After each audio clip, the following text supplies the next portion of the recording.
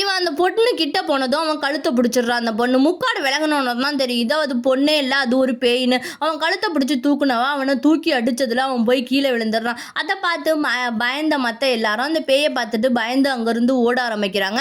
அதில் ஹீரோ மட்டும் ஓடாமல் அங்கேயே நிற்கிறான். இப்போ ஓட போனால் அந்த ஐயரையும் பிடிச்சி வச்சிடுறான். பிடிச்சி வச்சோன்னே ஹீரோவோட ஃப்ரெண்டு என்ன பண்ணுறான்னா அந்த பேயே பார்த்துக்கிட்டு இருக்கான். அவன் அந்த பேயை அப்படியே காதலோட பார்க்க ஆரம்பிக்கிறான். இவன் சரியான 90s கிட்ஸாக இருப்பான். அவங்களுக்கு கல்யாணம் பண்ண பொண்ணு தான் கிடைக்கல. அட்லீஸ்ட்ல இந்த பேயாச்சும் கல்யாணம் பண்ணுவோன்னு அந்த பேயை பார்த்துக்கிட்டே இருக்கான். அந்த பேயும் இவனை பார்க்குதே தவிர இவனை எதுவுமே பண்ணலை.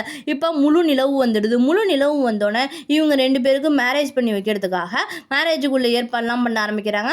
ஐயர் மந்திரம்லாம் சொல்லிக்கிட்டு உட்காந்துருக்காரு. அவர் பயந்து பயந்து சொல்லிக்கிட்டு உட்காந்துருக்காரு. இப்போ ஹீரோட ஃப்ரெண்டுக்கும் அந்த பேய்க்கும் கல்யாணம் நடக்கும்போது ஹீரோ தான் எல்லாம் நின்று முன்னாடி நின்று பார்த்துக்கிட்டு இருக்கான். இப்போ இவங்க கல்யாணம் நடக்க போகிற கரெக்டான டயத்தில் அங்கே ஒரு இந்த சூனியக்காரி அந்த கல்யாணத்தை நிப்பாட்ட பார்க்குறான். 90s கிட்ஸுக்கு இப்படி கூட கல்யாணம் ஆகாது போல.